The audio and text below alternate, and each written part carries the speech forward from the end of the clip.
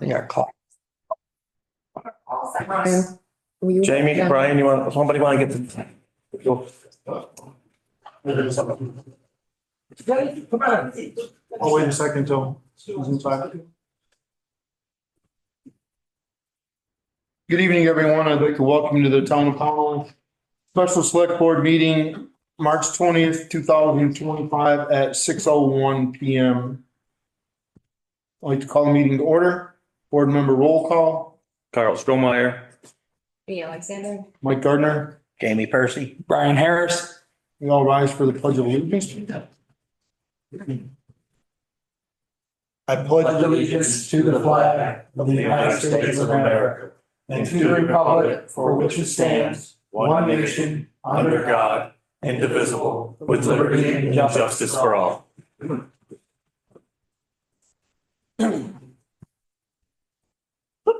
Thank you. Approval of the agenda, board reorganization continued, transfer station discussion of plans and logistics, public comment and adjourn. So move. Second. All those in favor of the agenda? Aye. Board reorganization continued. You want to give a recap or just jump right into it? No, Jump right into it. No, I'm Okay. gonna give a recap. So, in our meeting last week, we voted to, for the board chair. And we voted to, hold off until this week when we had a full board to finish the, reorganization. So we had a full board to vote. Next week, we're going to talk about the areas of expertise for the board members. So we need a vice chair, a clerk, paper of record. We did paper of record last We did week. paper of record. Said all the other stuff. So we only need the vice chair and the clerk, correct? Yep. Okay. I am gonna request that if we get more than one nomination for a position that we vote by Australian ballot. Does anybody have a problem with that? I don't. Perfect. I'll entertain a motion for vice chair or nomination, sorry. And nominate Carl Strohmeyer. Do I have a second? I'll second it.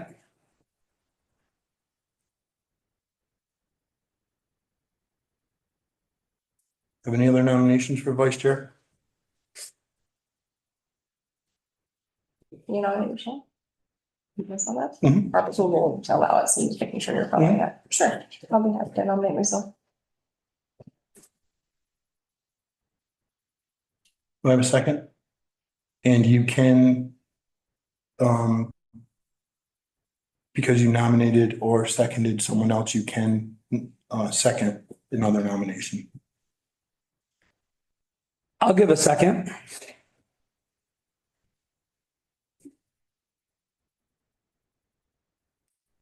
Any other nominations for vice chair? Okay, so I would ask for some paper. And I would ask,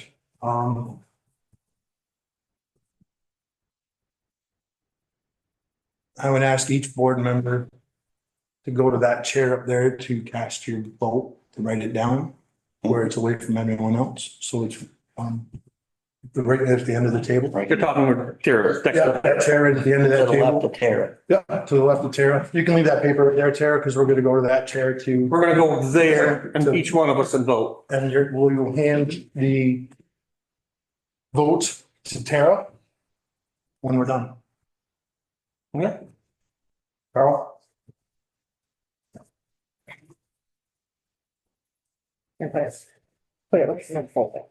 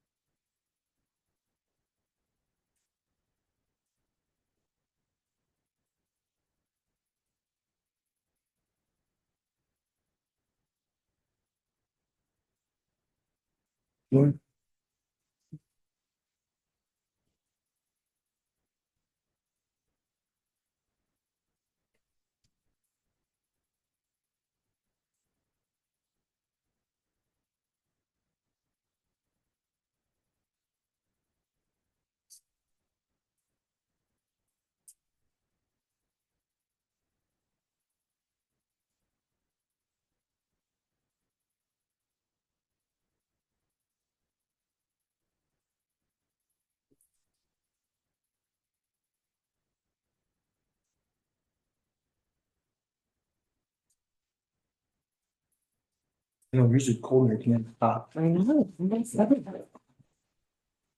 time to turn the heat down. Yeah, I would agree with that. Turn the air conditioner on. 73. Of course, next week you'll have the furnace on again. I'm not looking forward to that. Oh, we're in that funky day. I'm hoping there's no like snowstorm. Last year, didn't we get like 2 feet of snow? We did in March. We did. It's a good time. Yeah, I'd rather have a smart snowstorm than a October snowstorm. Really? Yeah, because in October, it's gonna stay all year. Yeah, Whereas in March, you know it's gonna go within a few weeks. that's true. That and the leaves are still. I would just ask for it. I don't need to count just winter or loser. Just about winter, obviously, please.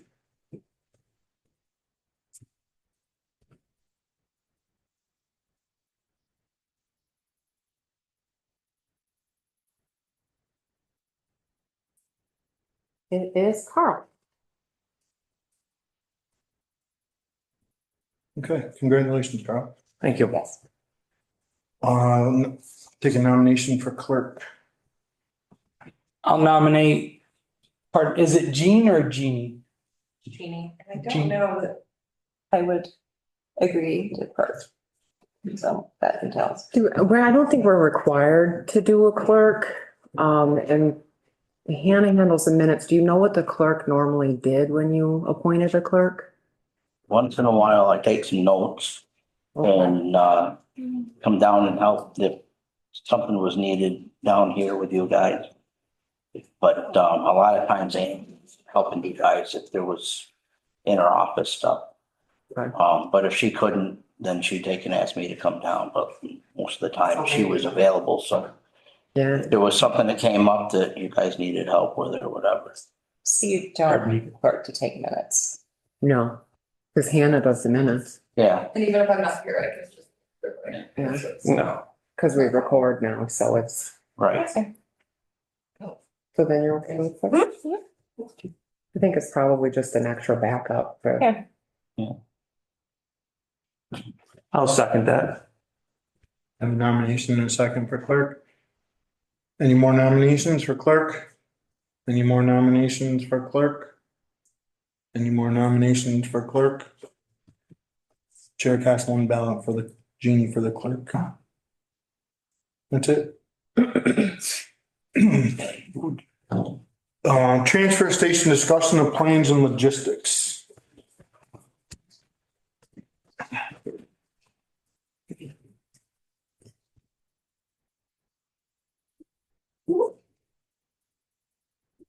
Alrighty.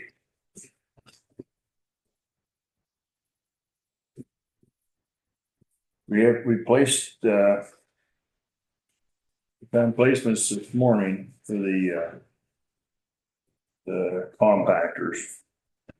You know, and,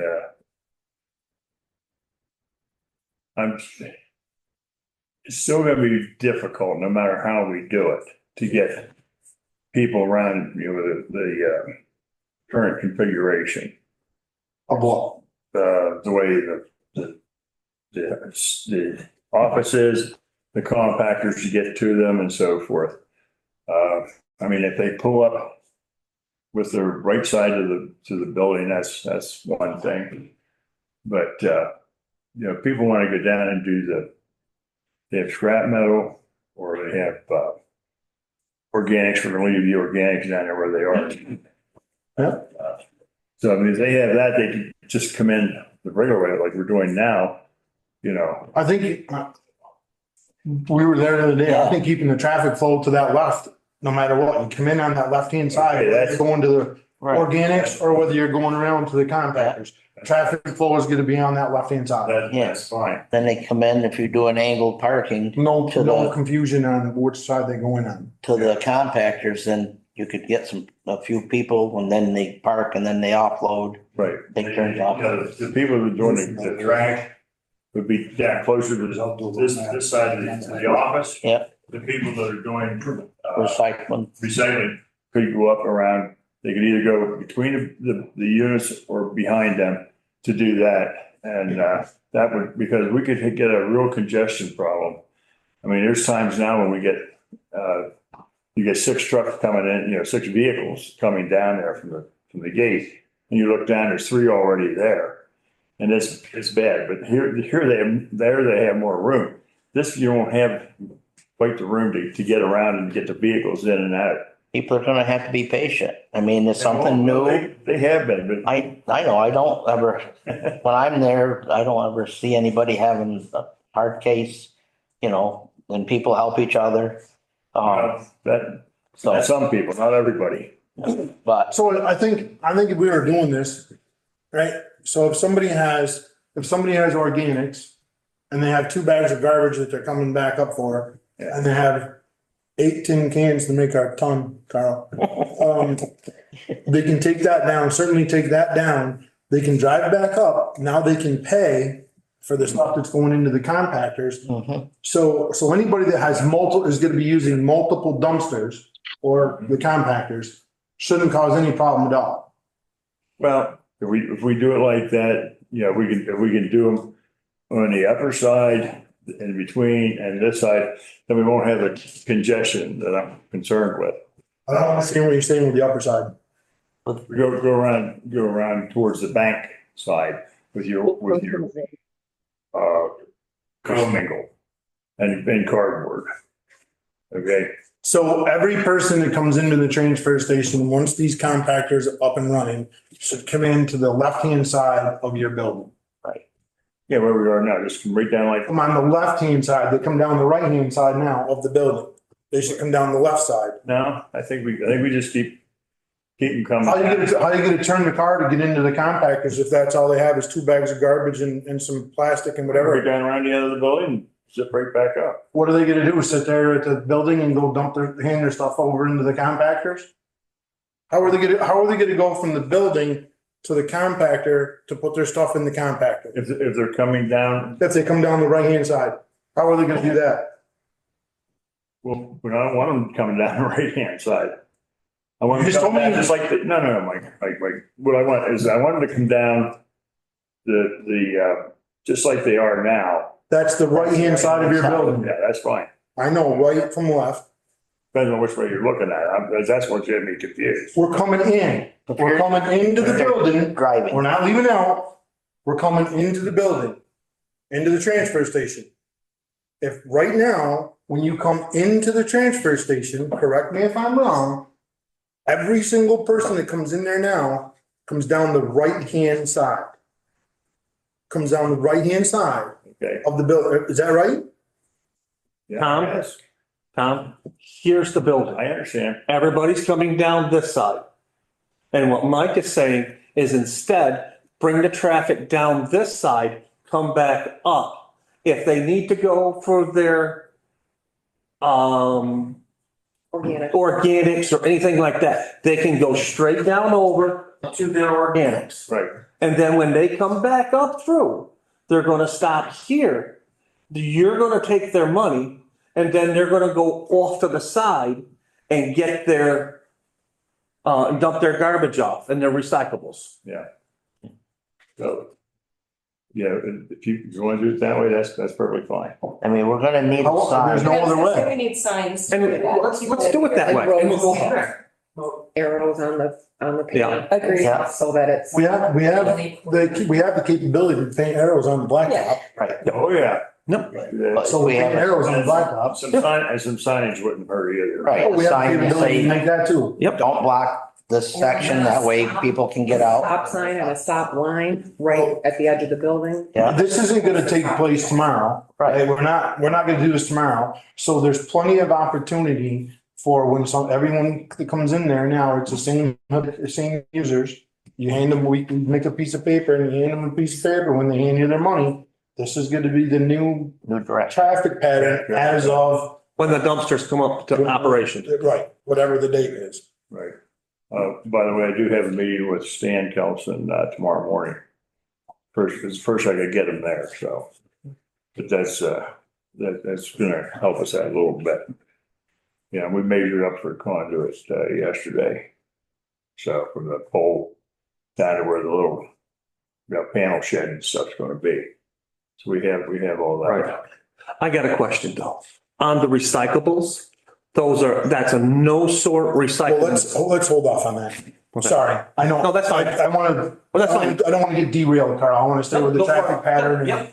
And I know I have the same. You know where, I yes. know it's a little further down. I have bullet points too, so that's Okay. that's okay. And I'm not trying to be rude. I just wanna stay focused. and That's not fine, derail. that's fine. So we're good with the traffic pattern now, right? We're gonna come in on that left-hand side. And we'll make arrows and signs and we'll have a flyer made up. When we What's that? hand out, The bullet points? Yeah, take one. Oh. Yeah, I wrote all over mine. we can share. Thank you. So what else, Sam? We're good with the traffic now, right? You guys good with that? Yep. Yeah, if we get that down, what we're gonna do is there's no metal going to be put in the dumpster, the compactors at all. The metal is either, if you have a bag of cans, just soon they take them down, dump them in the metal container down there, which is gonna be where the number one, the first garbage dumpster is right now. That will be our metal, all right?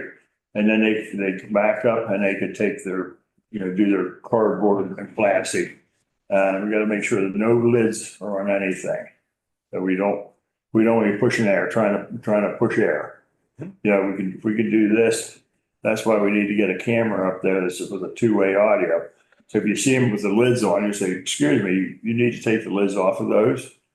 If you would, please, help us. There again, it's gonna be a schooling process. Understand. Carl? I have an issue with that. I think in the end, it's gonna cause problems.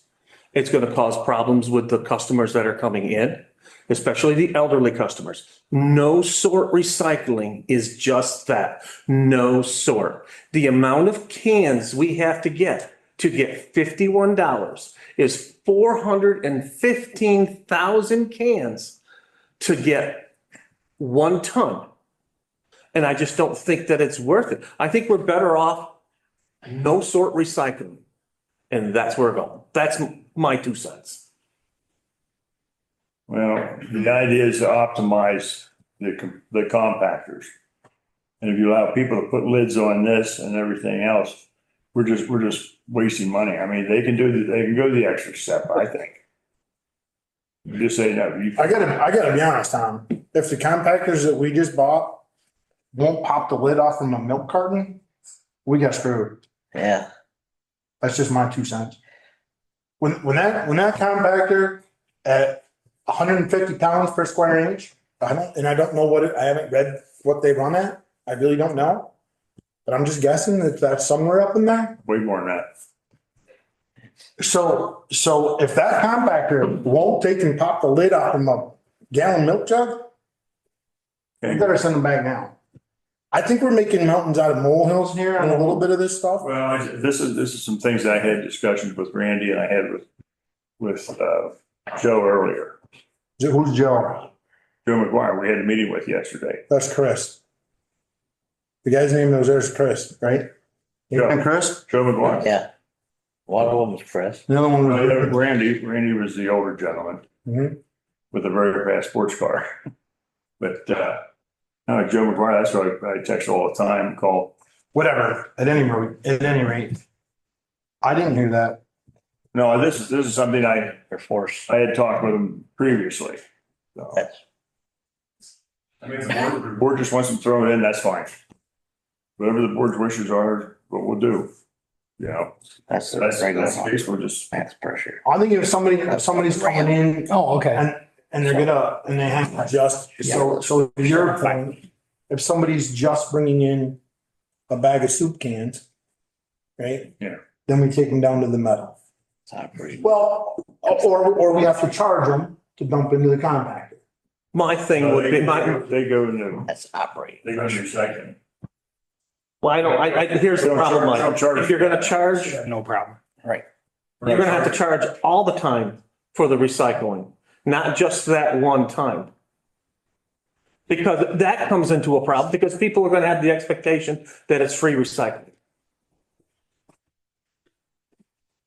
My thing is and educate them, and if they wish to take them down, that's fine. If they wish to put them in there, that's fine. I just don't want a problem where somebody puts them in, we end up having a problem with miscommunications, and the customer gets upset because of reasons. Okay, well, Okay. the board said the board wants me to just let them throw everything in there, it's fine. But we're still not, are we charging for recycling now? Well, that's a question that I think we have to ask. I thought that Because was- we're paying to have that hauled out. Well, that's what, I thought that was part of what the permit fee was, the increase in the permit fees over the last couple of years was. To help pay for the recycling, Well, but we only charge $60 a permit, right, right? right. And we have, how many permit holders? 300? 400 and I got 300 put in there, 4 more put in, I believe, Ballpark it 450, 460 right now. And around there, at $60. Yeah. A permit. yeah, there's about 25,000 or so. You know, that's covering, you know, with this, with the reduced cost of the hauling, you know, that's more than gonna pay for this stuff, I believe. For the recycling? Yeah. Yeah. Because it's all going, there's no, which is a bullet point later, we're still getting kind of derailed. We are. That's all right. That's okay. So what else do we have? Let's go down to scales. That's it.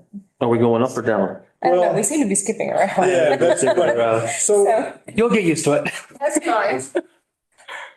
So, Let's revisit charging of recycling. When we get our facility up and going, let's track our actual cost of it, Mike. and that's, you know what? That's not a bad point, Carl, because And that's gonna be very easy to do compared to what we've had, because I've had. Well, so we can track the recycling. These compactors should be up they will be up before June 30th, Oh, before my. the fiscal year, right? Yep. Oh, So boy, I was thinking, we can revisit this after, say we run these a month. Yeah. And then we say on July 1st, that's when your permits are up anyway, Right. July 1st. So we can revisit that and Yeah. maybe we stay with free recycling, but increase the permit fee to. I was gonna say, how are we gonna charge for recycling and keep it simple so that people aren't confused? Or are we This just is- gonna increase the permit fee? it almost has to be on a bag fee or volume fee like we're doing with the trash right now. So Is that a question? Let's revisit that did that later. answer your, No, it actually gets me to that question there. so I think on the recycling, I think our best bet right now is so bullet point 1, right? Recycling, how is the recycling gonna work? Will we sort? No, right? Correct. Because Right. we're not getting anything by sorting out, we're not getting any money by sorting. I asked that question to Randy Right. yesterday. Hmm. Okay? Okay. If we sort everything out, it doesn't matter. We are not getting any money in return for sorting. So that compactor, it might as well go in there and be Okay. a one-shot haul. That was what I asked him, I said, this is your business. Tell me what we should be doing. Yeah. And that was his answer to me directly. Okay. Okay?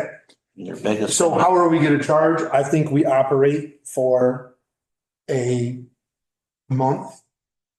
Right? Mhm. See where we're at, and then we can readjust our permit fees. Yeah. Maybe in August or something. Oh, yeah. Right. Yeah. Is that? Okay, everybody's good on bullet point 1. Yep. All right, and I don't wanna limit you or anybody No, else, no, but no, let's. we're good. Let's just go down then. Tires, should we continue to take tires? How are we gonna store? Well, let's go. Should we continue to take tires? How are we gonna store them and where will they be stored? Well, the tires, some of them will be outside, some in the tire, container there. Do we have a reputable company to receive the tires? There's only one company and it's up near St. Albans. It's called Vermonters. Vermonters for Vermonters or something like this. And, they come down and send one guy down, he loads the truck up, and he doesn't stack them like they used to when they came out of, By May. Boston. Yeah. But, so we don't he doesn't haul as many. He only took 280 tires last time he was How there do they charge us? Do they charge us by ton per tire? by tire.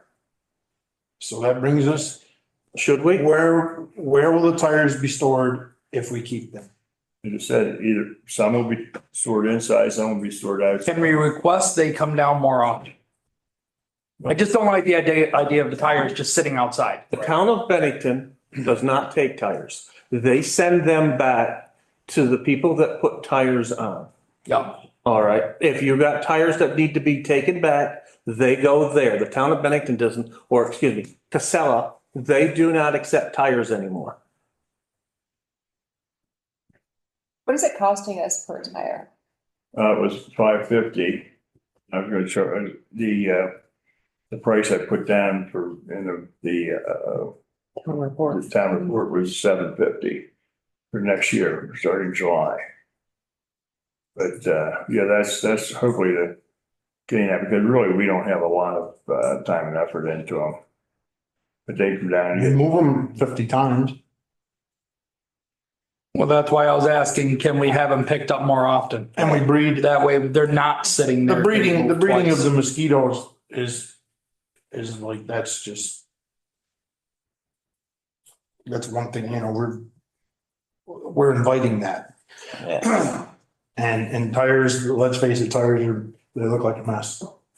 Right? A stack of tires looks like. oh, yeah, there's no doubt about that. So which brings us, should we continue to take tires?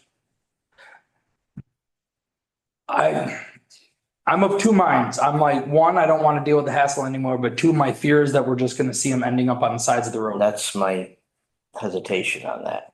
Well, Put 'em on the wouldn't side you of the see road. them on the side of the road if Bennington wasn't taking tires? Because somebody's gonna dump tires on the side of the road.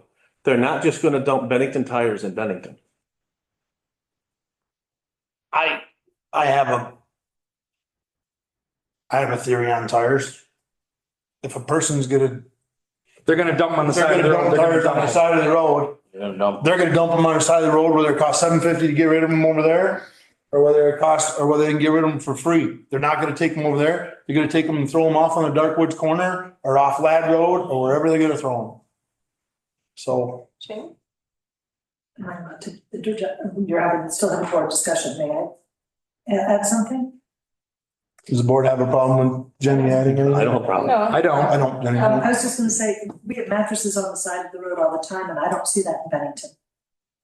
Right. I think Bennington comes to Pownell and dumps mattresses if they do that. You're probably right. So, Probably the same. Our price is to get rid of I know. mattresses are the same as Bennington's. I'm just saying to the analogy of if you don't take tires, it'll be on the side of the road. Right. Mattresses are on the side of the road. A dumper is It's gonna dump no matter They're what. gonna dump them out. That's my feeling. But you don't see that in Bennington, and you were saying, we don't see tires in Bennington, and they don't take tires, so I just Yep. think it's not a good.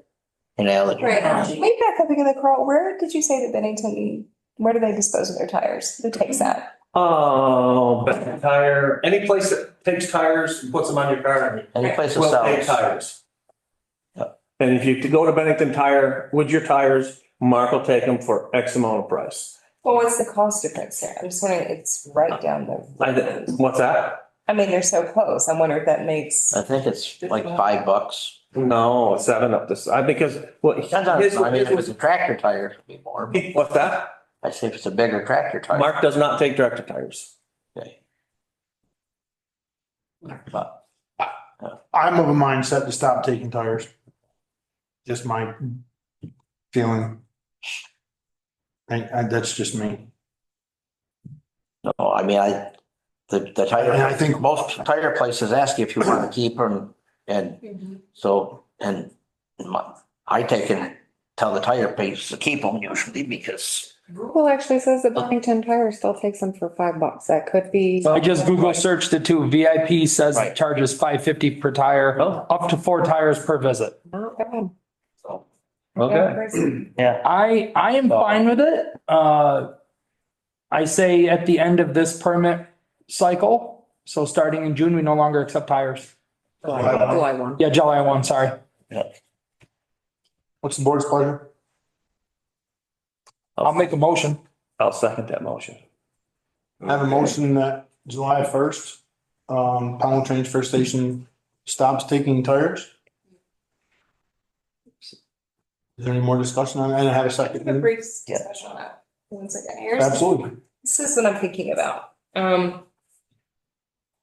So like you, I'm sure every single person at this table, I've already received multiple phone calls and have been stopped multiple times in public, at Stewart's, wherever. Yeah. I want to have a conversation about tires on people's property, about the language is cleaning places up. Like we're all hearing this all the time. Mhm. So my concern with that is if we aren't taking the tires, and I get what you're saying, they look, it looks awful. They breed mosquitoes. I get all the problems. But if we stop taking tires at the transfer station, are we going to just increase the issue we have? Where that a lot of people are pretty pissed off about at the moment. We're taking tires right now, and there's problems with tires. Right. Are you That's what I'm saying that Are we we're- going to increase it is what I'm asking. Are we going to create an even bigger issue? I'm not opposed to stopping necessarily taking tires, but I just want to kind of think about what are the ramifications going to be if we no longer take them at the transfer station? And that's why we're having discussion, right? Yes. Yep. What does Williamstown do, Mike? They don't take tires. I'm pretty positive. No, they don't. When we were down there, I'm pretty positive. So we're the only ones that are taking. Yes. And About how many tires a year do we take in? Do you know? You don't, I'm not looking for an exact number, like roughly. well, I didn't bring my computer with me. I'd have to look and see what the sales. More than a couple hundred a year? So the tires, Yeah, because we've had in the past, and we still have it right now, in our free dump day for tires. Yeah, but we sell 450 tire permits a year. And I'm sure not every permit actually brings tires. No, most of them don't, but I see a lot, and then we get a lot, the highway department picks up and they throw it in their stuff too. You know, and is there, we actually dug 2 out of the bank. let me ask this question, Tom. Is there, because we're pulling 2 dumpsters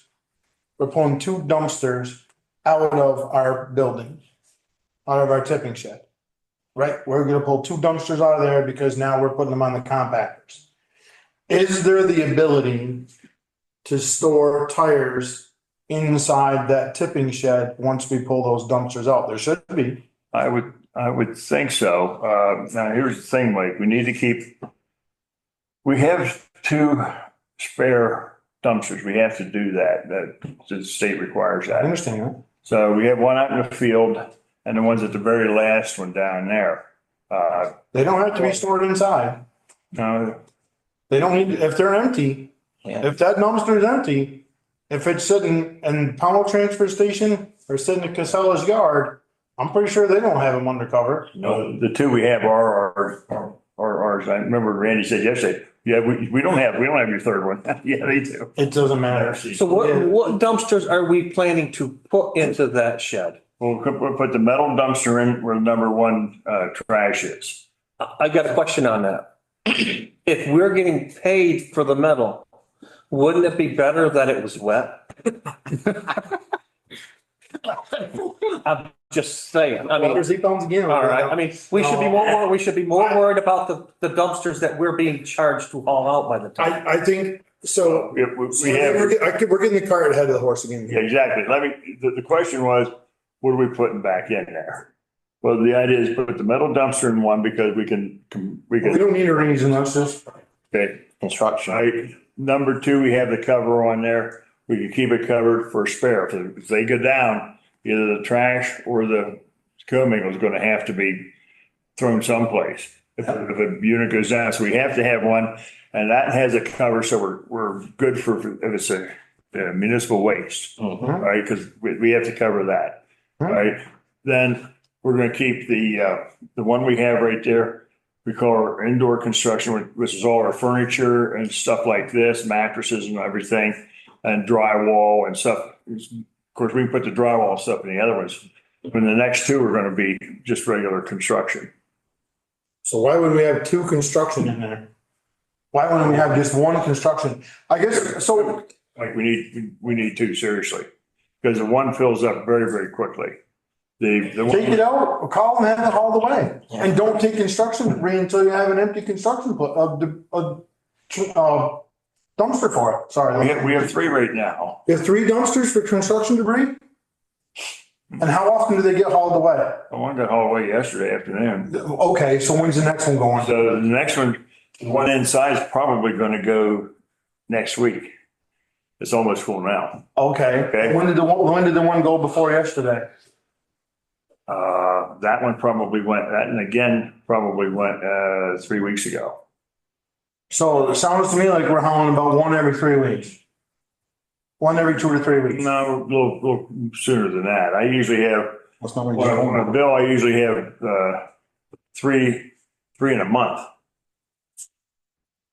I can look that up. 3 weeks and then one, and then we got 2 weeks.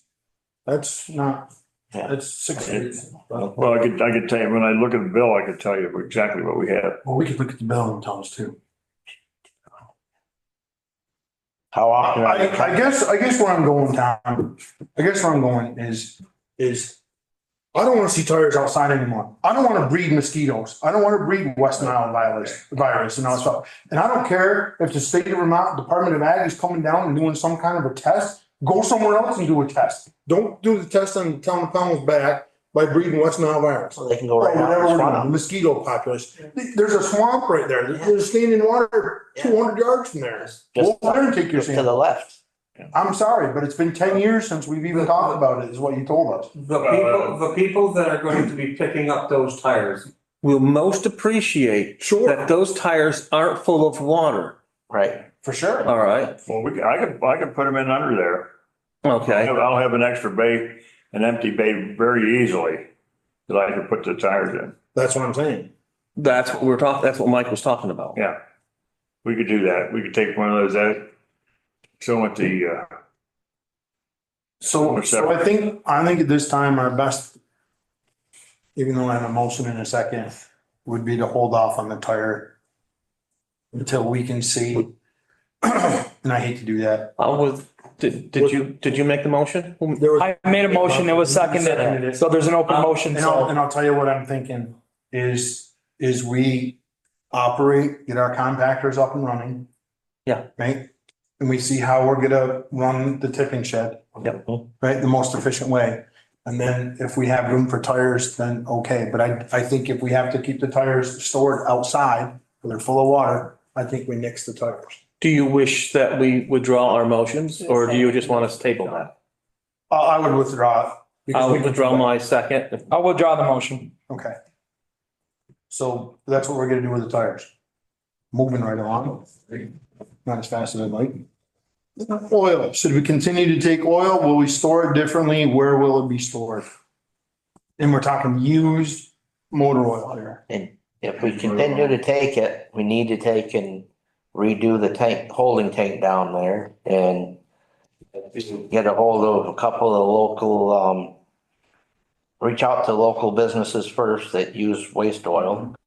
And if we have more than one that's interested, they can do it at an app call. So if I had a garage, Brian had a garage, and we were the only two. that's what we did when I first started. We just went down the line and By started. the time that tank got 3/4 of the way full, you called me, hey, you need to come pump the oil out.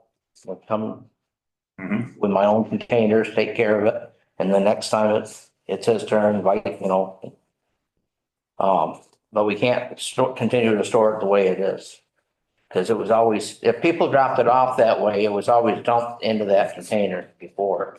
And then, I know. Well, these garages are coming up and just collecting it themselves. How about we just put a list up of garages that will accept it? And send the people there. Drop it off there. So, Because we did, the transfer station did have a notice of alleged violation back in 2022 because of the way the oil was stored. Right. No, no. Oh, yeah. Not word, because the containers that we had were not labeled correctly. I have it right here, Okay, printed copy. The whole list of suggested action. Fluorescent lights, batteries, oil. So we have a violation. It was sent to us. Site visit that was conducted June 10th, 2022. This was sent June 27th, 2022 at 4:59 PM. I'm reading it right now from Frank Erickson. That found a number of violations.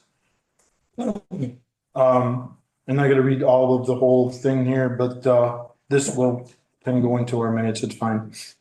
They have two sets of directives. I would suggest focusing on the NOAV, which is the notice of alleged violation. That's NOAV, is the abbreviation for it, right? Addressing the inspection directive, here are the directives. So within 30 days, ensure the customers are using appropriate storage containers for recyclables and waste and provide us with photos that demonstrate compliance. Right? They conducted their inspections. They have observed significant amounts of cardboard, construction. Let me find the oil one. That's what we're talking about.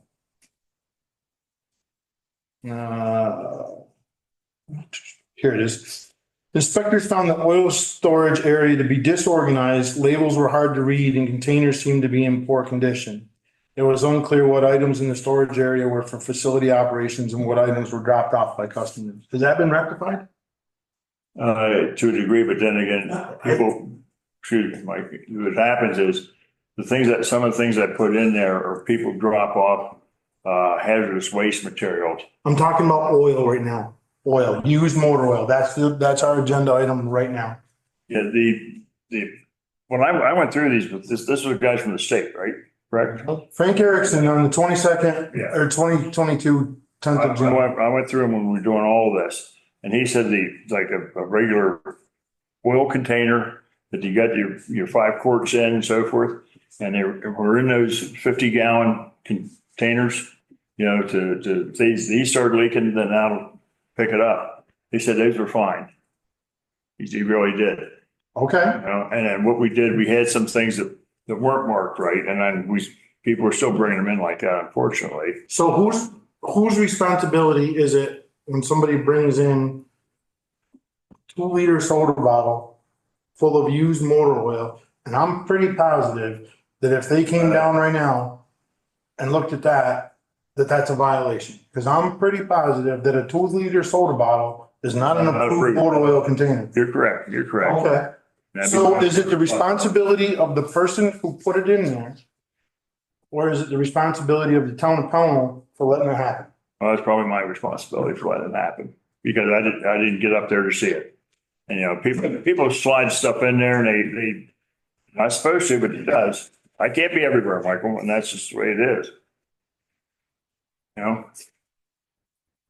So we had a violation. Have we had an inspection since June 10th of 2022? No. So would it be fair to say that if they came in right now, and I have to keep doing that because you look blurry now. They come in right now, it's fine, because there's in the thing in there.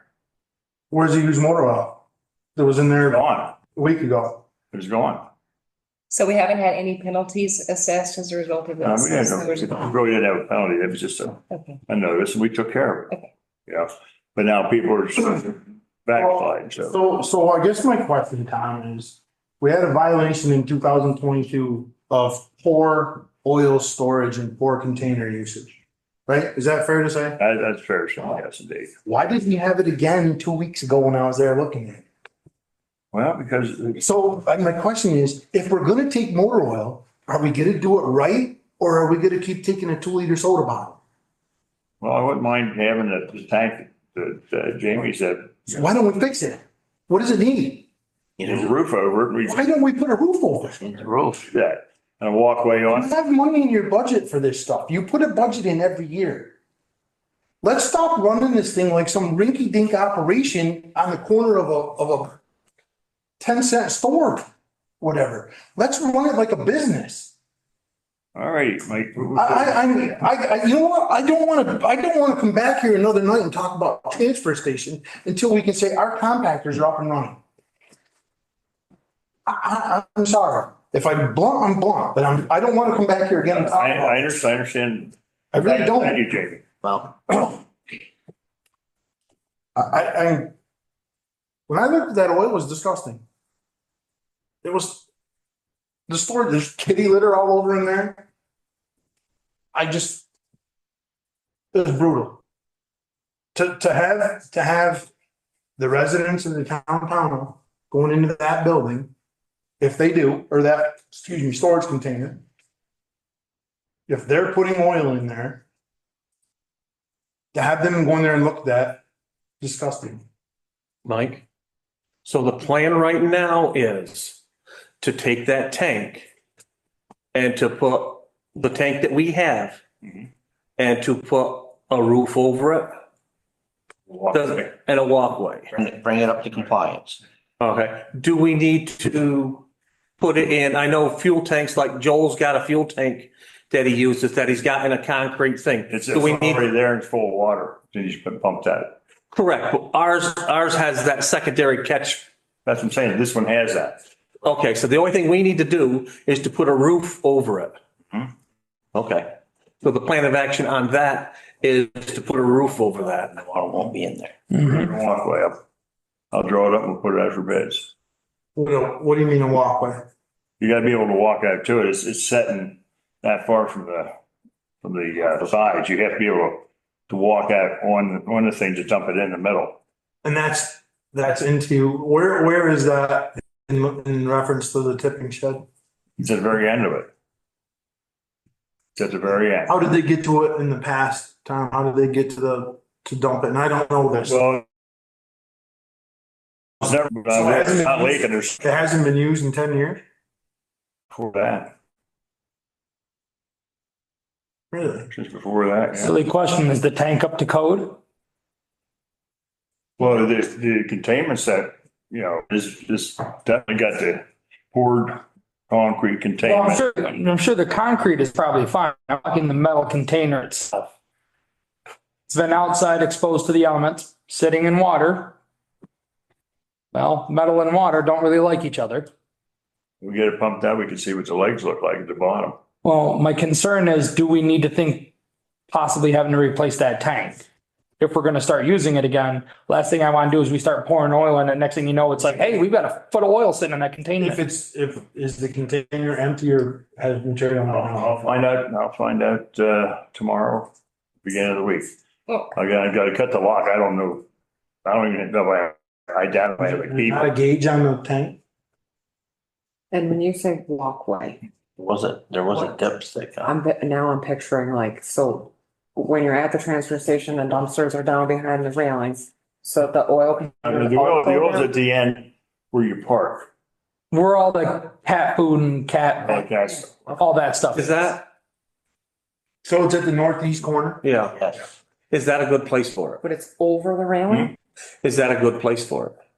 not really, because then you can't see what people are putting in. So that was gonna be my question. If people can sneak in 2-liter bottles full of oil, so we don't have a process right now to actually know what they're bringing in and dropping off. One, can we fix that process so that you can lay eyes on that before someone drops it off? And two, my concern was, so what are people dumping? Make sure they're not contaminated with antifreeze. Nobody's dumping anything in the Yes. tank. Right. Yeah, they get moved down there. We don't know what they're gonna dump in the tank. Right, that's the issue. That's the. Is this, It was up by the shed.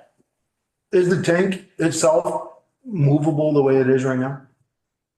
I would think so. Is the, excuse me, the concrete containment, is that all one piece? Yeah. The tank and everything is all one piece? We can sort of put a set of forks underneath it, pick it up and move it? Well, put a straps on. Yes. You can't get underneath those forks because the containment comes up halfway, so. We can lift it up, yes. You should be able to move that pad. We can lift it up. So the question, and you're, to try to help answer your question, wouldn't it be the wisest decision to take that oil containment unit and move it up in the area of our compactors so that the transfer station operator can see what's going into that unit, Yeah, that'd be a really good idea. right? Yeah. And it wouldn't have to be as big a tank as that one. If we could get one that's even like, I know our old church back in Pleasant Gap had a metal tank that had the metal containment thing around the bottom and so forth. If we could get something along that line, just get it in there and just set the whole thing in, might work out pretty well. And then we wouldn't need to do all the other carpentry work and so forth. We just have them come in there and pour it in.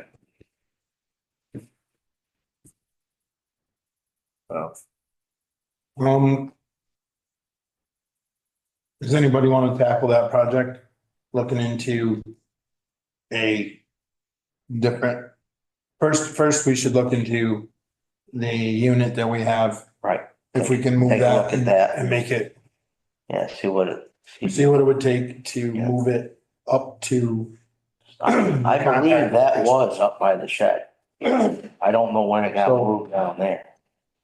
But before my time, I think- it's always there since I've been going there. That's, I answer your question about and your concern. so we could, Mike, at some point, I'd like to come back and revisit kind of the oil and at some point, make it and, have a discussion on whether we should charge for it because the town of Bennington charges 25 cents a quart. Is it worth it to us or is it not? But I'd like to maybe not do that discussion now because we're already changing other stuff. But I think, this is where I was gonna go with that. That's why I was asking if somebody wanted to look into this, Let okay? me look into that tank. So what I'd like to do is whoever looks into the tank that we have. Yeah. Let's look into another tank that may be more user friendly, Mhm. where we don't need a walkway, we don't need a ramp, we don't need 10 more steps, we don't need a ladder. We can just walk up, dump it into a unit that's obviously is gonna be more user friendly. Plus, we're not gonna get a notice of violation. How far apart are our mill vans, or what, your containers that we just moved?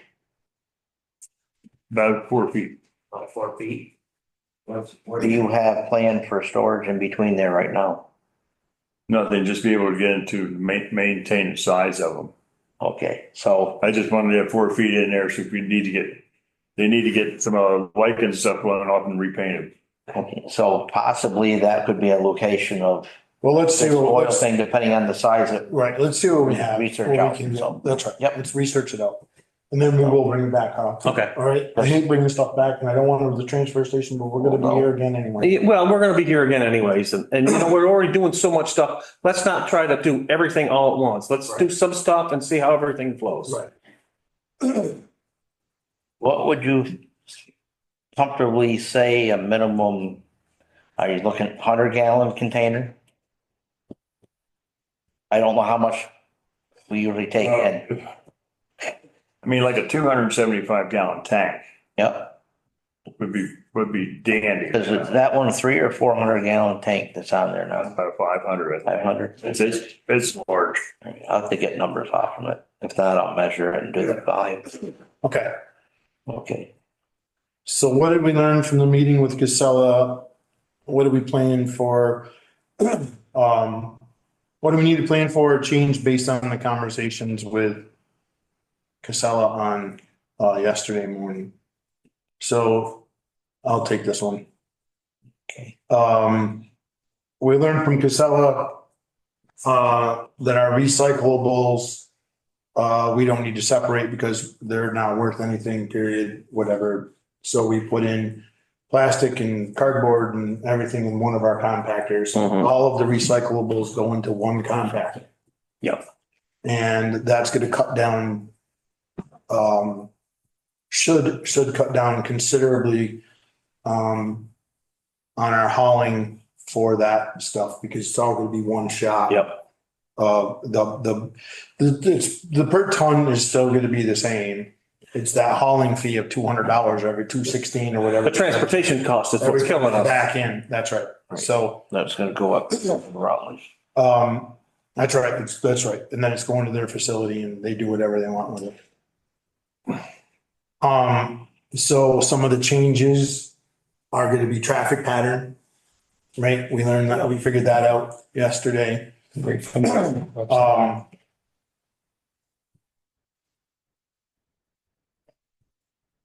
other than that, we're not gonna have a whole bunch of changes. It's gonna be traffic pattern, the recyclables going into, the, out into the one container. Moving Did the you- tires. Didn't they bring up something about possibly putting heaters on the hydraulics on? Yeah. Yep, Yeah. yep, That's a lot on yep. for the hydraulic tanks. Thank you, Hannah. So we need to look at our units and see if they have a heater in the hydraulic tanks. That was a, recommendation from Mr. McGuire. If not, we need to plan for that.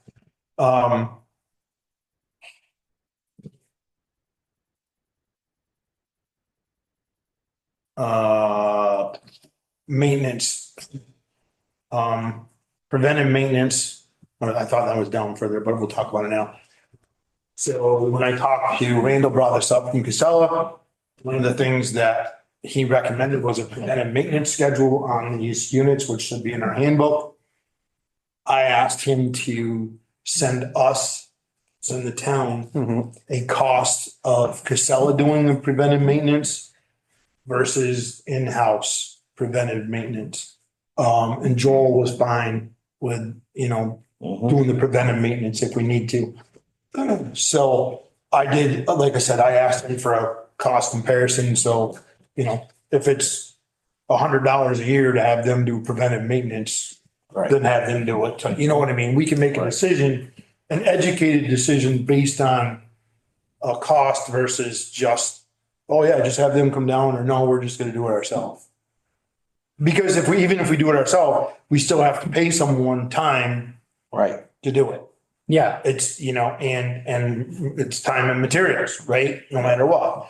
And if it's someone of the road crew members or whoever, you're taking time out of their day for when they should be doing other stuff. Do So they need additional training for preventive maintenance? Like, so if the road crew is going to do that, is that something we need to provide them with?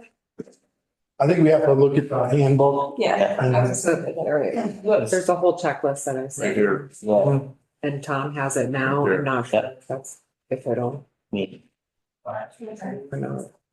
So that was just a couple of things. Is there anything else in there? The hydraulic tanks, heaters, Right. um, The pads can be tapered front to back, but not side to side. that's right, the pad, the cement pad For water cannot tip runoff. left to right as you're looking at the compactors, but it can, Length. for water, it can tip, front to back a little bit to keep water off the pads. That's because when your wheels move a little bit down here and you've got that long extension of the body up in the air, that sways it and you might tip. They possibly could have a problem tipping a truck over. Well, it's lining up when they hook up. So was the biggest part, when they back up to it and hook in. Excuse me. What else do we have? I don't think we had any other ones or I anything mean, else. they recommended making sure the ram's forward when they come to dump. But that's gonna fall under operating stuff after the fact. They felt that, They did ask for a shovel for Yeah. their operator to, for their truck operator to clean up any mess that's Yeah. left when he leaves. village, So we thought we'd just, maybe a little storage shed of some sort or whatever to have a shovel right there handy for the operator. they did like the location in reference to the roadway. Mhm. They were pleased to see that. They had plenty of room, the way we laid it all out this morning, plenty of room to back in, hook onto those things and stuff. So they're gonna be in pretty good shape, really, very good shape. So we've got lots of room. One of the things this is mostly for Brian and Jeannie.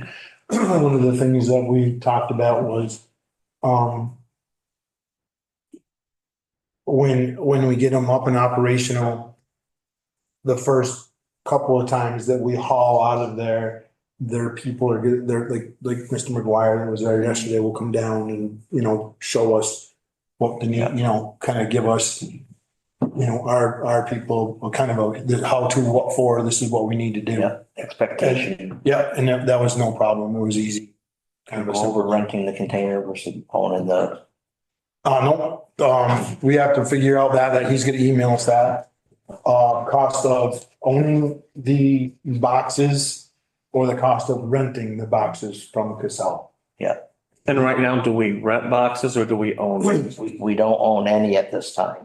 We own 3 Well, dumpsters, but we don't own any boxers, Yeah. any boxes to hook up to those. enclosed. No, not up to those, but I'm talking our dumpsters. Right, So just have an idea of where we're coming from, that was all.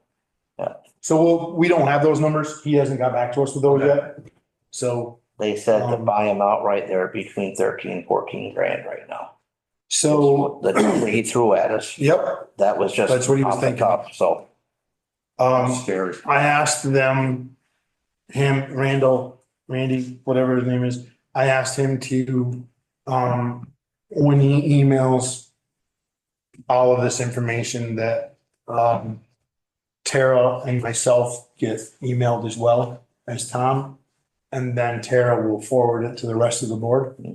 So that we don't get into a, right, well, so, you know, all of us Check with you. messaging right. him back, and then we violate open meeting law, so it will go Tara, Tom, myself, and then Tara will forward to the rest of the board members. Does anybody have a problem with that? And if we have any questions, No. we send our questions to Tara and Tara can collate it and Yep. send them up.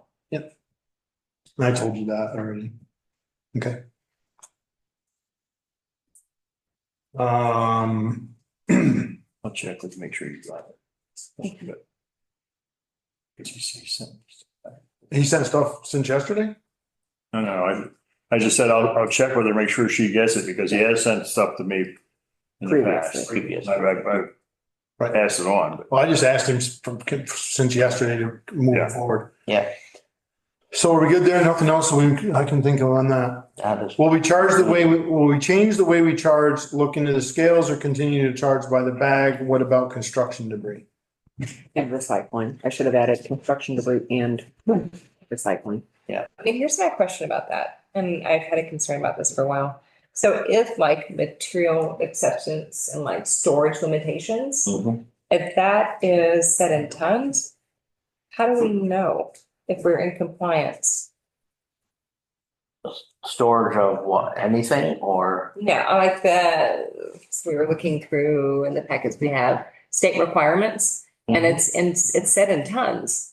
So like, how do we know if we're in compliance if we don't know well, our tonnage, if we aren't weighing things? we don't weigh things there. We weigh them when we get the bill and so forth. We take their word for it. I have to take all the tonnage Yeah, and so forth and do that on our report, because everything I send to the state is in tons. Like our organics, that's an educated estimate, because I talked to Trevor and he told me basically what each one of these things weigh, and they're full and they're 400 pounds. So we've got 4 of them, so 1,600 pounds a week. You know, we fill them all up like we did last week. And so, you know, but everything else is pretty definitive. The household batteries I send out, they're basically 65 pounds a pop. And then at the end of the year, they give me a readout. And I didn't get one this year, unfortunately, from Calder Recycle. But it's usually right around 65 pounds per box. And you could have a smaller box and a bigger box, and it averages out to that. So I just put how many boxes I sent, and I put that in my report, my quarterly reports. So there's a couple of things I have to estimate, but the everything else is definitive. It really is. Then it's always weighed on the back end, is what you're saying. right. It's Right weighed on now. the back end. Yeah, it's way down. Everything goes up to Casella. That's what goes to the state for the reports. That's why we were discussing getting some scales. Right, exactly. Well, and I think it would be helpful to get scales, like, for example, I think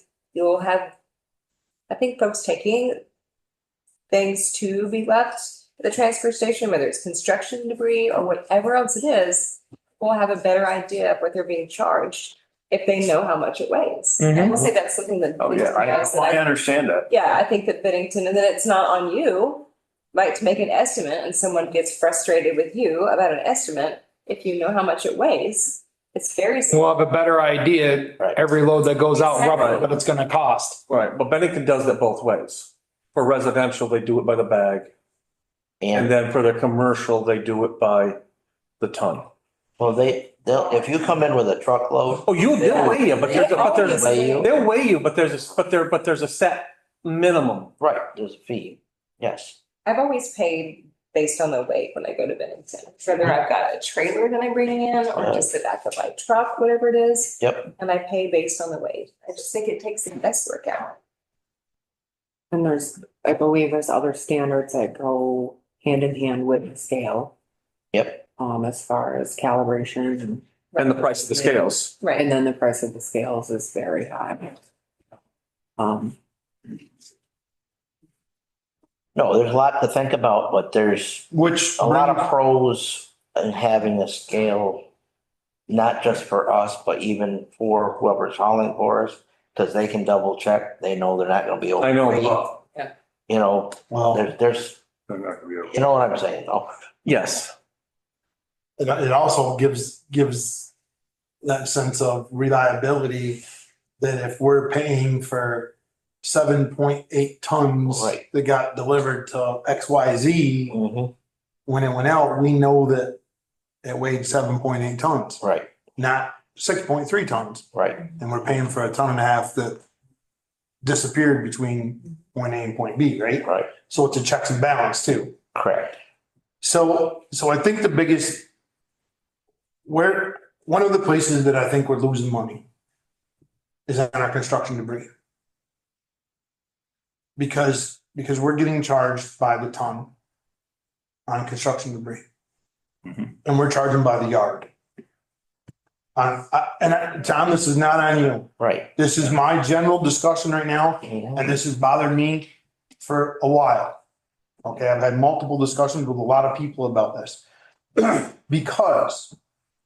Because when someone brings in a load of sheetrock in a dump trailer that's 6 foot by 10 foot by 18 inches high, Mhm. right? And they bring that load of sheetrock in, we're charging them for X number of yards, right? Yep. And I don't need to know the numbers because it doesn't matter for this discussion right now. Somebody brings in a 6 by 10 by 18 inch dump trailer full of plaster out of an old house. And we charge them $55 for the dump trailer of sheetrock. And it's the same contractor that brought in the plaster, and we're charging them $55 for that dump trailer load of plaster. Yeah. We lost a shit ton of money, Oh, yeah. Oh, yeah. right? We lost a lot of money. Okay, and we didn't make it on the sheetrock. It's not gonna balance out. It's not. It's impossible for it to balance out. And I know we've had the discussion about cement and whatever else, but that's another, I'm going somewhere different. So I think there's two ways we fix that, right? We put in a set of scales and we charge by the ton or by the pound, Right. right? Or we stop taking construction debris.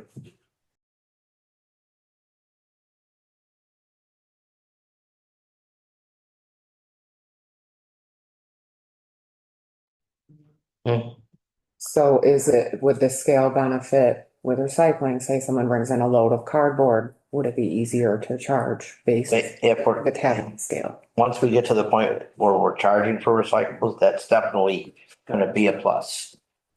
If we're gonna do the scales, we first need to know what we're looking at for pricing. What does scales cost us? Right. Because if they're gonna cost us $15,000 to put scales in, well, that's a whole different discussion than whether it's gonna cost us 5,000. And Well, that, so I think there's a couple ways to go about that, Carl. I've been giving this a lot of thought. Okay. I think we could do a little more research on this, right? I think we could rent a set of scales for a month. We're getting into the busier construction season, right? Guys who are doing construction work are gonna be doing a lot more. I think we could rent, and I believe we can, I'm not positive, but I believe we could rent a set of scales for a month. And they bring them in and they set them up and whatever. And it would give us, at least give us an idea of where we're at. Then maybe the discussion after that point is, well, maybe instead of figuring out how many hours if we're gonna do a Wednesday, open, maybe we have to figure out, maybe we need to be open another day a week if we think we're gonna be able to make some, once we get the construction debris stuff figured out, well, maybe the point is if we're going to decrease our hours or our days, then we're gonna keep losing money. Theoretically, because you're gonna lose that day, but you're gonna It's, make it up in a bunch of other ways. well, I mean, it's the thing of, do you get more cows or do you, and you got a valid argument too. Get more efficient with the cows you got. It's efficiency. You Okay. can add all the numbers you want and then you know where that's gonna go. It's being efficient at what you're doing. Right. And right now, we're not. Make sure that stuff's compacted and. I mean, So, and whatnot. So I can look into some scale. I think we should, Yes, I can reach out to these. my suggestion Renting. would be to look into what the cost of renting a set of scales would be for a month. And just get a ballpark idea on what we're really actually doing instead of this guesswork of, I got no problems with that. you got 3 yards of material or 5 yards or whatever, and it's just, if it's all the same material, that's easy. You can Right. figure out how much it weighs, but Right. it's not the same, right? I know you're going on to the next bullet point. Can I share my 2 cents about the operation schedule, please? No, yes, of course you can. Last Wednesday, Ellen said that we had a $400 day. My concern is that making all of these changes at once doesn't give us a real picture of what the compactors have done Correct. or what they're saving us. My opinion is we should leave the operation schedule the same as it is until maybe even next year or something. Just to see, how much savings the compactors bring us, because there is quite a bit of business on Wednesdays. Oh, yeah. During the winter, I think it's a little slow, but May I interject here? The reason I had my knee replaced in February is because it's so slow. All right. From January 15th to say March 15th, we can close Wednesdays. That wouldn't hurt anything. Seriously. It really, really wouldn't. But during the rest of the year, I mean, we did $101,875 worth of business last year. We did it 153 days, which is $666 a day. So a lot of those Wednesdays, we had big Wednesdays, we had, you don't know what it is. If you get a bad rainstorm and stuff, that matter of Saturdays can be absolutely horrible. So, but I'm saying that if you would like to shut down on the Wednesday, those 2 months wouldn't be bad at all. I guess let's do one thing at a time. Okay, but I'm doing, they're talking about. Yeah, I agree with Tara to a degree of, let's not, right. So I just, my 2 cents in there. I have a tendency to agree with that, Tara, Tom, because right now, your point is extremely valid. We're making these changes with the compactors. We're making a lot of other changes. I think we really need to have that true number of what the compactors are doing for us, right? it remains like the one constant. Right. Operation. That's right. Because we are changing a lot of other things. Just so you guys know, I just looked up, truck axle scale systems, the portable ones, 180,000 pound capability. Sale price right now, $6,400 from Scale Dynamics. Are they capable of retail? Because they'll have to be inspected since you're doing Well, they're the ones like DOT uses. Correct, but no, right, Department of Ag accepts them, there's no problem. Well, That's the thing. let's, But you know, that But let's not, Yeah, I'll bring I think we look into renting this up first and then for $6,400 if they're deal in ag and whatever else, Yeah. Department of Ag, then I think that's the kind of a no-brainer. Right? Yeah. And we can set those up. But right now, Yeah. I think we look into renting this up so we can get a handle on what's actually happening. Right. Because I think we're coming into the busy season for construction, right? Everybody's gonna be doing it. Even if I'll tell you, May and June, like. Yeah, a couple it's more- couple of months. We've been getting, well, like you said, that Wednesday was $400. Well, a bit of that was construction. Yeah, people were, Yeah, we probably. people- We took 400 in and lost 3 because we didn't charge enough for construction. And I'm kidding. no, the stuff was, they're just small jobs that the homeowners. I understand. Yep. And I don't want, so here's where I'm coming from. And I'm coming from a person who used to be a contractor, right? Looks like I'm getting back into it more. I'm not worried about the person who is doing it for a living. I'm not worried about the contractor that is coming in to remodel an entire house or whatever. I'm worried about Brian remodeling his kid's bedroom because his daughter wants a bigger closet, right? And now he's got to take the construction debris to Sunderland or whatever. Those are the ones I'm worried about. I'm not worried about the guy who's doing it for a living or whatever. I'm worried about our. I am too. Okay, I'm worried about our homeowners who, and our taxpayers who are just doing their own work or hiring somebody who used to do it to do a little bit here and there, and they don't have that, can't get a 30-yard dumpster brought in. Right. Right, those are the ones I'm worried about. The person who's doing it for a living, build it into your thing, build it into your bid, take it wherever it's gotta go. Yep. And that's the way I feel. But it's my taxpayers, my residents who are doing the little remodel job on their own house, a new deck or whatever. Those are the ones that I'm concerned about. So are you proposing that we not take construction debris from folks who are doing it professionally? No, I think what we need to do is I think we need to scales and make sure that we're covering our costs. Okay. And if we're covering our cost of it, then even if it costs us $350 a ton to get rid of it and we charge $400, so be it. That's the way it is. That's where I'm leaning, Jeannie. Good question, but that's where I'm leaning. Yeah. And then if we find that a set of scales is too expensive and so on and so forth, then maybe we do say we don't take it from a commercial. We don't take it from somebody who brings in that does it for a living. Who can pay? question I got like for you, Mike, is are we doing the scales the 1 month just to see what our weights are? Because that changes up what we can get for scales versus charging for it. I think what we do, I think we look into how much, I think we have to bring this back as well, right? I think we look into how much a rental set of scales would be and I think Jeannie's probably on a better track than 1 month to do it for a 2 month period, May, Right. June or whatever we can, because we're almost into April now, right? So we set it up for May and June. Probably are two of the busier months for that kind of Yeah. stuff anyway. And then we get a handle on what's actually coming in. I think Tom needs to be consistent on, so I think I bring my dump trailer in, right? And I think this will give us an idea of if we have been losing or we haven't.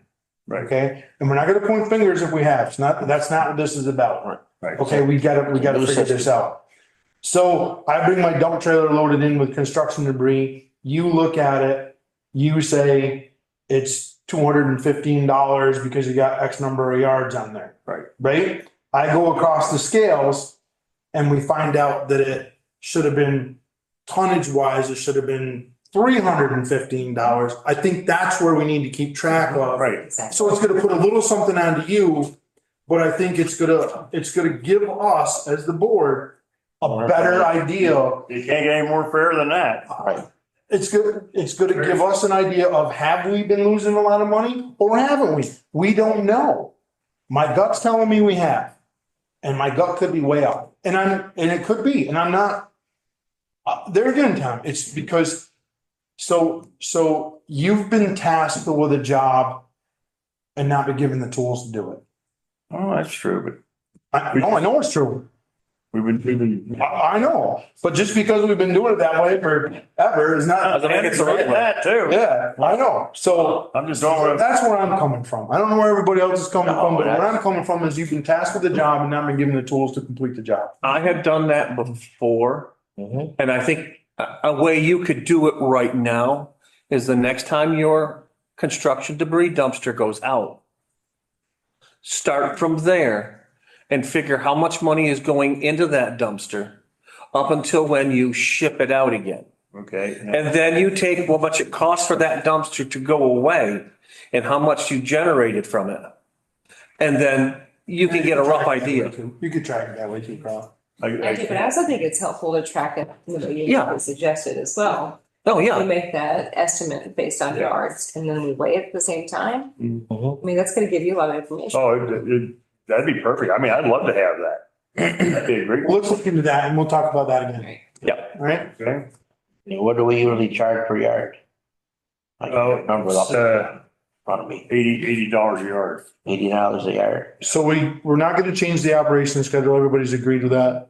But I do like your point of, because Seriously. it saves a bunch of money if we don't run Wednesdays through January, February, and March. It saves. I just said, yeah. Whatever, January 15th, March. January 2 month period. 15th, March. So, Is, I know, Christmas and whatever, I get it. exactly. So it saves us, we don't have to make sure that we get in there and plow on Tuesday. Right? It can be plowed on Thursday or Wednesday when so if there's a storm on a Tuesday, we gotta make sure that it gets plowed out for Wednesday. If there's a storm on Tuesday and we're not open on Wednesday, guess what? It can get plowed out Thursday by the road crew when they have time during their hours. Excuse me, Mike. We still have organics getting pulled out on Tuesdays. So we have, Change the schedule. It's middle of the winter and stuff doesn't rot. It sits there, it's frozen. right, So- but we have no place to put any more. And people bring more in and, We'll figure that out. okay. Next snow that's a long ways away. Somebody goes in there with a pickup and blows a hole into the organics. What do they haul it out of there with? But they haul the organics, they have a thing that then lifts them up. What kind of dumps. truck?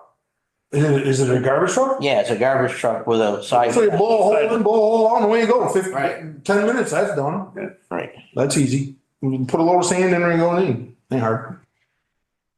But But you don't have to plow the whole entire thing. he gets stuck in a raindrop though, that's a problem. Horrible truck. Any changes or ideas to consider? We talked a lot about Took a lot. Now, Anybody else have anything? I mean, right now, we got a lot on the plate on the transfer station. No, I think that's a good start. now could I make one more comment about construction? When we have the indoor construction, that's not just a C and D that you see.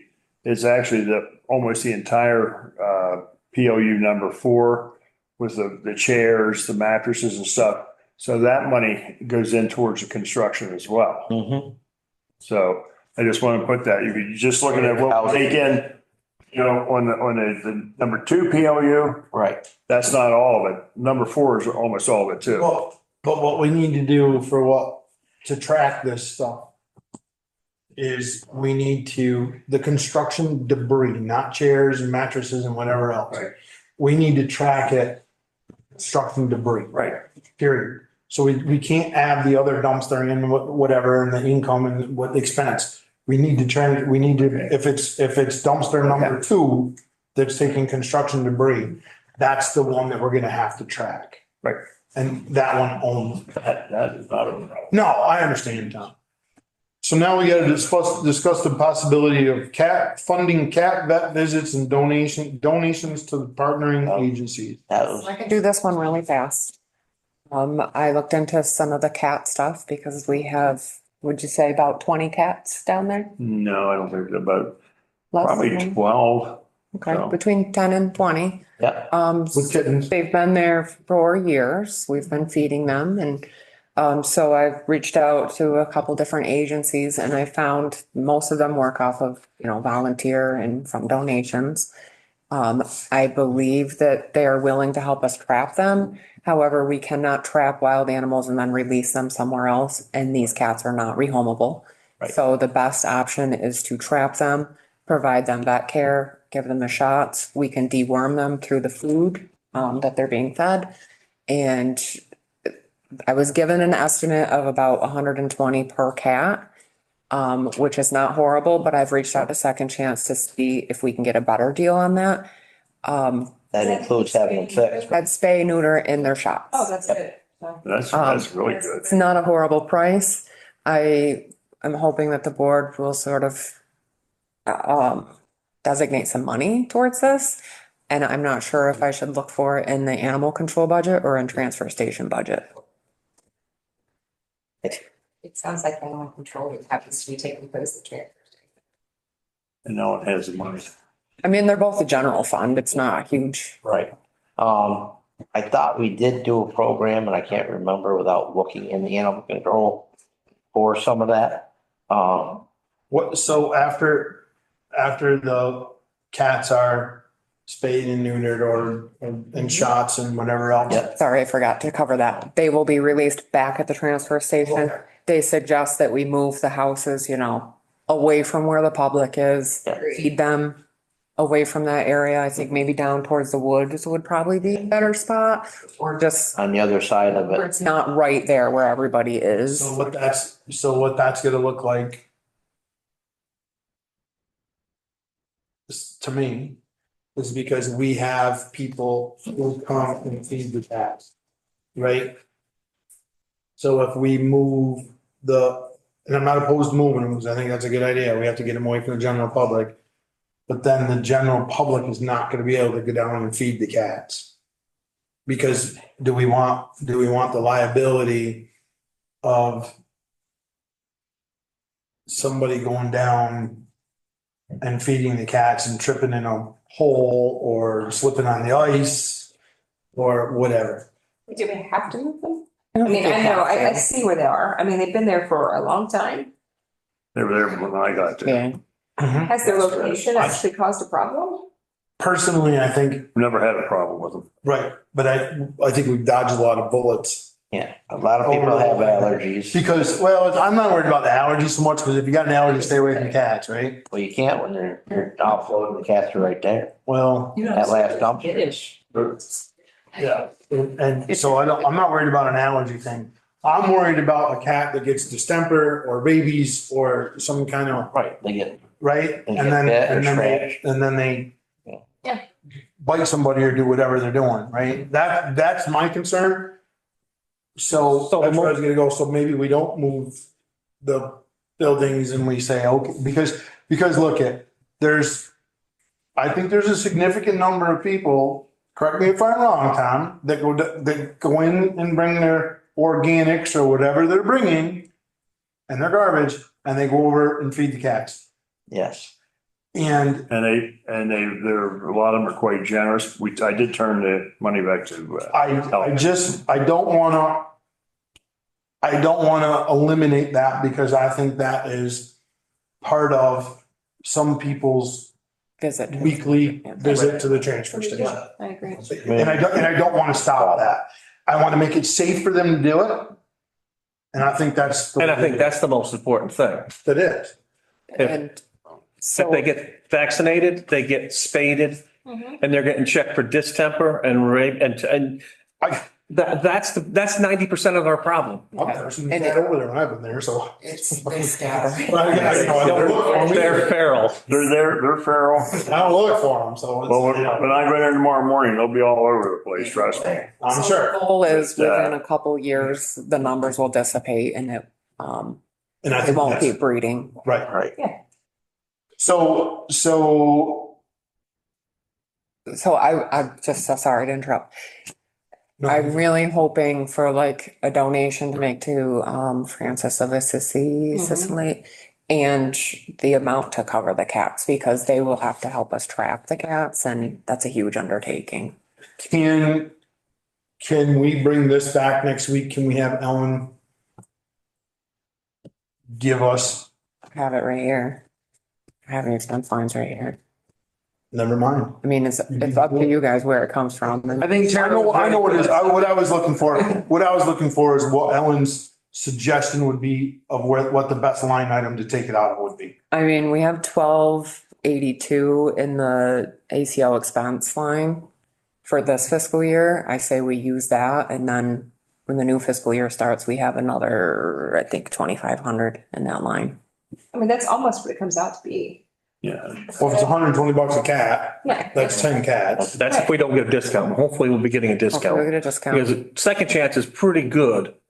I mean, when we were doing it at the farm, they were giving, we weren't paying no 125. I think we were paying 25 or something like that. But I don't know if it was a special program or what. Well, if you can get Second Chance to really help us out, that would be the bigger donation to Francis of Assisi to help us. Yeah, I mean, I would like to give her, like $500 to $1,000. Yeah, I mean, She just helped us with another situation in a trailer park. They're still full of cats they took out of a trailer. What's the board's pleasure with a donation to, Francis of Assisi to assist us with the cat problem at the transfer station? I was trying to make that motion. How much? Will be, 500 to 1,000 is what I was thinking, but it's up to the did you board. say people are pretty generous when they come down there? So what if we, for 1 month as well, ask for donations to cover that? Like, what if we aim for 1,000? Well, we've been telling them not to give any money this last week since we had the past one, but. Okay. That's a cash. So let's say 1,000, I move for 1,000. I mean, if you would allow me, I can turn it into Ellen. If you would allow me, I could say that this is to help get them spayed and neutered and shots. Well, And some of the folks have been exceedingly, especially around Christmas, they've been If that's, exceedingly if generous. it's specific, it's in a box and they can see exactly what it's for. And then just weekly, when you turn in your money Yeah, with let's turn Ellen, that just in. bring in the Exactly. donation money and Yeah, Bring that in donation as also. well, it's like, Yeah. That's a good plan. and I turned the other money in, so there's seed money there for that. second that motion. And then I think people are gonna be bringing the food, so. So I have a motion for $1,000. I have a second. Is there any more board discussion? Nope. I have a hand up in the audience. Does anybody have a problem with Nope. any, with a comment? Well, obviously I'm a cat owner, so I support all this. I just wanted to say that, with food and people feeding them, like when I bring food, I give it to you. I don't Right. feed the cats. So you Right. could make a rule that don't go feed the cats. If you want to donate, here's the bin for donating your food. And Yeah, then we- you get a few volunteers. I'm sure you'll find some volunteers who sign up for cat duty. And they'll come and they feed the cats and then All right, no, limiting the number. we'll take care of it. I mean, I go down there, I might have leather gloves on every time I get down and stuff, so I'm. That's probably a pretty good way out of it. That's a good idea. That's a very good idea. Yeah. Just have to have a limited line. Not only that, but it gets the community involved with Maybe them. that's what we do, but Let that's. the volunteers sign a liability. waiver. Yeah. that- And Jackie at Francis of Assisi said it'd be great to have like transfer station mascots and maybe have people sign up to name them and just make it fun. Yeah. No, they've been a big help to I have a us. motion, I have a second to donate $1,000. To help with the care of the cats from Francis of Assisi. Any more discussion? All those in favor? Aye. I think looking at that volunteer and, liability form, we can certainly have that drawn up without a lot of issues. Right. We should check with the insurance. So, I won't put anything out this week until I. I'd like to see like some kind of signage saying that we are not a cat abandonment station. Yeah. Yeah. And actually, I was gonna suggest we put one of the cameras outside of the gate. Because I just don't want people to think like, oh, I don't want this cat. If I drop it there, the town takes care of it now. the camera's a good idea. Yeah, but I don't, well, I could have power up there. I could put a camera up there Well, now. we have We have solar. solar, Yeah. camera. We have cameras that Yeah. we don't need power. Yeah. For the cameras. And that has helped Have enough pumping. sunlight. Yeah, it has. So we have cameras that we can put up there that don't need power, they're battery operated, so. All right. They go in their cell cam that. Yay, we have a cat plan. Phone. That's better. And up there, they should have. Okay. All right. Started longer than anticipating. We've had Anything else on the transfer station tonight? We covered way a lot. Yeah. Public comment. So I have. I'm sorry you had to wait so long. Sorry about that. We didn't have one to do it. Yep, so I have, So one public comment in the audience.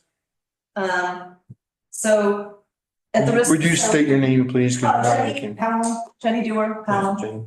And at the risk of sounding critical, it's not meant to be critical, it's meant to be a suggestion. I have a few things, but one is, so I was disturbed last week when there was a meeting here and there were people who didn't know about an email. And so I don't know how the packets are distributed, and I reached out to Tara a little bit. So I would make a strong recommendation to the board that any information that is going to be discussed for that meeting goes into one packet. And the homework of the board is to read that packet, because if it's in multiple emails, it's easy to be like, oh, I missed the email. But if you come in and you don't know something, the question from the chair is, did you read the packet? And then it's very clear what your homework is. You come in and it's done, that's how you keep saying that's how it's done in Bennington. That's how it's done in Bennington. And the packet's also made available to the community, which it may be now. I couldn't find my way to the agendas and packets on the website, which was odd, because, click this, look here for helpful links, it's not there. And I'm not on your website all the time, so you know it really well. Not all of us do. So that was the first thing. There was also, this is a little tougher. There was a intimation by a board member that the chair had coached the new, first of all, I want to say I'm really happy with this new board makeup. Happy to see another woman on the board, happy that it's Jeannie. And the suggestion that she was coached by the chair, was not only clearly the chair took insult. So it became a little bit of a back and forth boys club conversation. The suggestion was highly insulting to all the women in Pownell, that she would want or welcome or request coaching.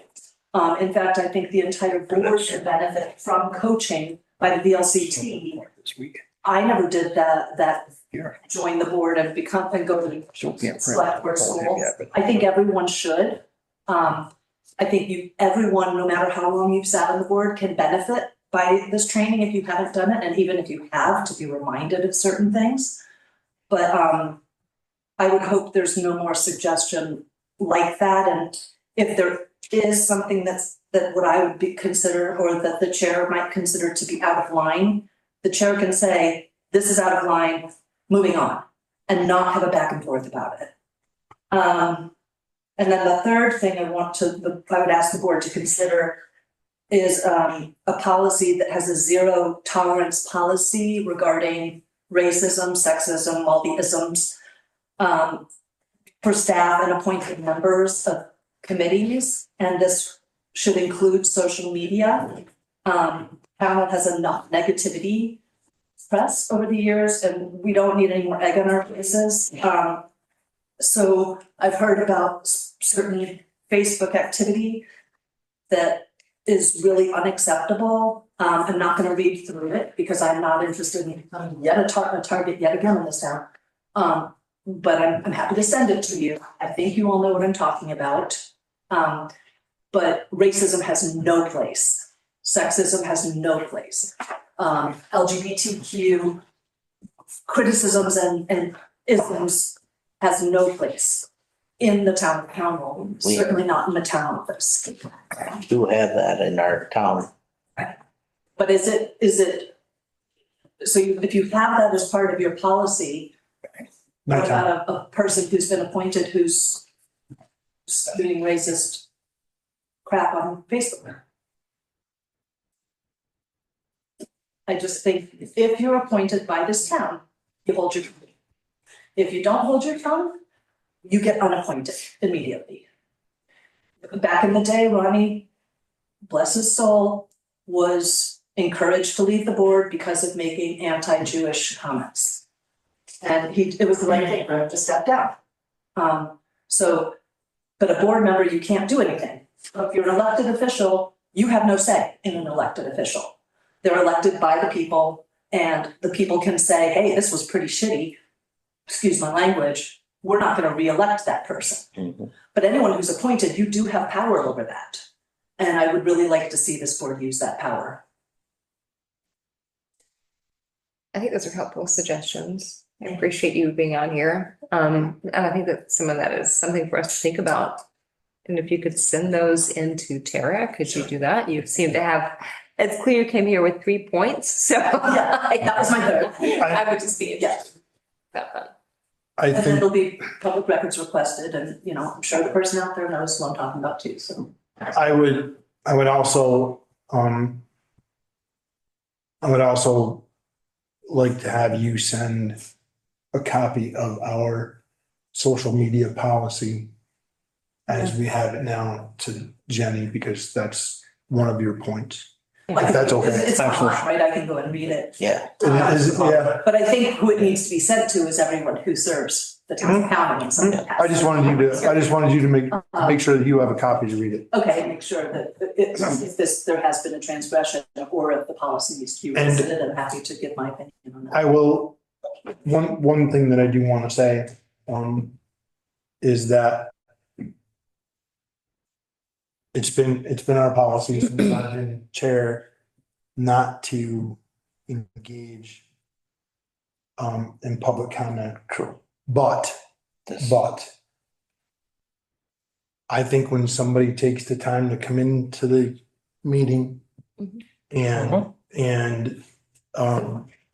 sits through 45 minutes of our meeting, I think it's okay for us to engage.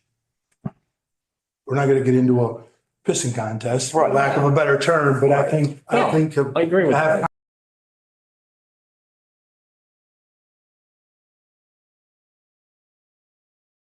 I think I hit it, I'm sorry.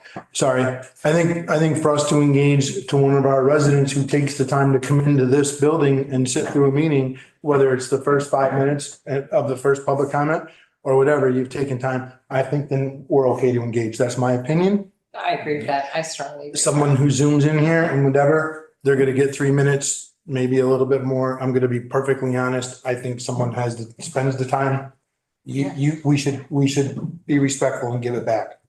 And I just want to be clear on that because I know somebody's gonna say, well, you only give us and you don't engage back. And I just want to be clear where I'm coming from with that. And does anybody have anything, to add or a problem? I agree. That's, I just think it's fair. I think it's fair. I mean, I know that also it's our policy that if it's something that's negative and degrading, we usually don't interact. We just say thank you. Because there's certain things that we need to take and look into, if it, depending on the subject matter, we have to look into it and, we may comment on the next meeting. But, I mean.